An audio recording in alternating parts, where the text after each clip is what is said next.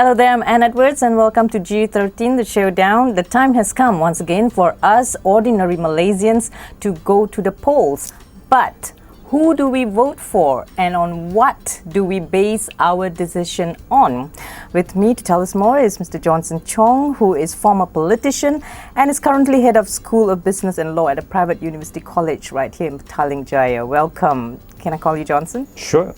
Great. How should ordinary Malaysians, young and old, approach the decision on who do we vote for? Okay, you've asked a very big question there. See, we have to start by asking ourselves this question. When we vote, what's the objective behind the vote? A lot of Malaysians today, if you ask them this basic question, they will tell you, oh, we are voting for change. But that's not the ultimate. Is change a good in itself? Not necessarily. So more importantly is change for what? Change for the better? Change for happiness? Change for change's sake? So my argument would be Malaysians, ordinary Malaysians, young and old, they want a better life. They want, ultimately, all of us, no one will ever deny that. We want happiness.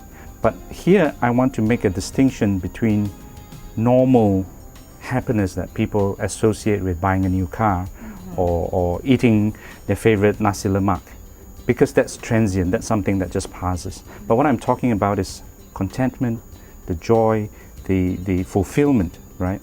So if we use the analogy of a car, some people buy a car because, oh, it's flash, you feel cool driving in it. Some people buy a car because they want to get from A to Z and they don't care what it looks like. But to me, this decision that Malaysians have to make in a couple of weeks' time is much more important than buying a car. It's not going to only affect our driving pleasure, but it's going to affect generations to come, the nation that we are going to live in and our children are going to grow up in. So basically, what do they need to take into account? What they need to take into account then is these politicians that they are going to vote for, are they, number one, capable of acting in the interest of the people? Number two, are they trustworthy enough to do what they are elected to do? But having said that, you see, I don't want to give impression that we make a vote and we leave it to the politicians to do it. Democracy is not something that happens once in every 5 years. It is something that happens throughout the years. But how can we really tell? Because politics is actually all about propaganda. There's a very thin line between reality and propaganda. So how do we base our decision on so that we do not make a mistake? That's a very valid question. I mean, this is where the media comes in, isn't it? Do they report the truth? Don't they report the truth? Is this propaganda? Is this not propaganda? This is why, to me, I'm in a much better place. I'm in education. I'm teaching people to judge for themselves. Is this propaganda or is this facts, right?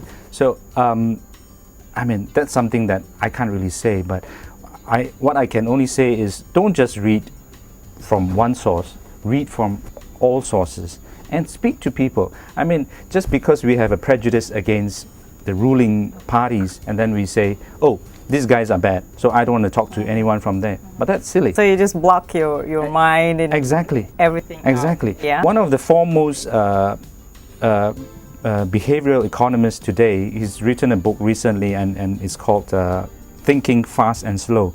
But I alluded to that in an article. When we think fast, we are actually reacting. We are not actually thinking.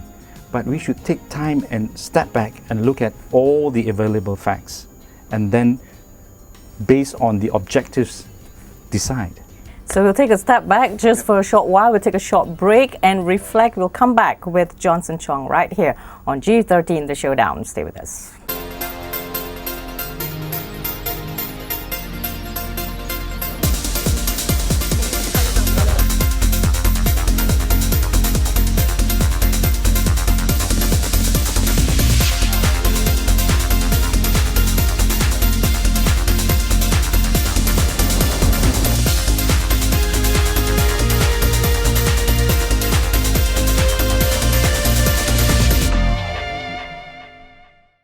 Yes, thanks for staying with us. GE13, the showdown. We've been talking to Johnson Chong, who is a lawyer and also former politician. Let's move on to young voters. 6 million out of the 13 million registered voters right here in Malaysia. What do they want? Well, I think that question is a bit loaded in the sense that not all young voters are going to be exactly the same. I think there is a substantial portion there that thinks, wow, this ruling government has just done a very bad job over 50 years. But there's another group that would very clearly say, look, if not for what this government has done, we wouldn't be here today. But I would imagine that the biggest chunk, they may not be the majority, but the biggest chunk is still apathy, unfortunately. And that is very sad because this is going to affect them much more than us older folks. Yeah, I think so. Yeah. I mean, you see, those who speak loudest, we tend to think that they are the ones who are the majority. But it's not those that speak loudest. It's the silence that is deafening. And if you go down to the streets, you talk to any 22-year-old, ask them, have you registered to vote? I dare say, maybe 3 or 4 out of 10 have not registered to vote. Why is that? That is substantial. If it is 40%, it's not the majority, but still it is probably the biggest chunk. I say that because perhaps they don't want to, or they're not really bothered, they're not interested. These kind of reasons. Well, I mean, if they are university-going students, they're too busy to bother with that, or they are having fun. But on the other hand, even if they knew about politics, I mean, honestly, it is so bewildering out there. Oh, this party is saying this, that party is saying that, and then there's this allegations against this opposition politician, there's this. So this is confusing, like, wow, what's the difference? You know, I'll leave it to the politicians. Are young voters really for Pakatan Rakyat, really for the opposition? Perception has it that they vote for Pakatan also because they vote out of anger.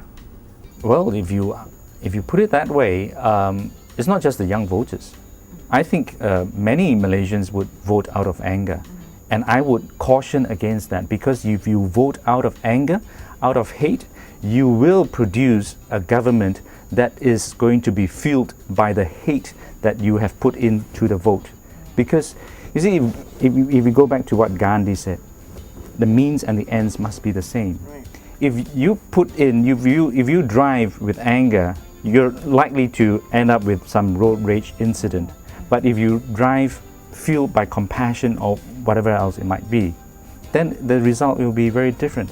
And so if we have this, millions of people going to the polling booths and they are voting out of anger, again, that's not thinking, that's reacting. If you thought carefully, you would actually look at the individual candidates in your constituency and make a decision based on that. So do we look at personalities, or do we look at the parties that these candidates represent? No, you look at the principles that these individual candidates stand by. If you have a chance, email them, write them. Okay. Do they bother to even respond to you? Find out from the PA, can I have your boss's mobile number? I just want to send him an SMS. Will he respond? 1 line, 2 lines. Thank you. You're welcome.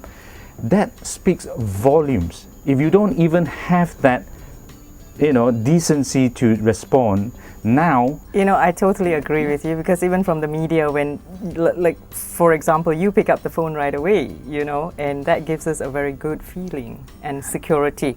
Okay, moving on to, because we've got just about, less than a minute left. You are writing an article which will be published, cited to be published on nomination day. Briefly tell us, what is it about? Well, it started with one of your editors asking me, what do young voters think? Just exactly what you said. And frankly, like I've said, I don't know, but I do know they ought to think about certain things. Because a lot of people are now talking about 2 things that is going to fuel their voting decision or pattern. One is we want a 2-party system. Now, my question back to them is a two-party system going to deliver the kind of country that you want? Like what we have in the US. Exactly, right? I mean, is there a lot of difference between the two?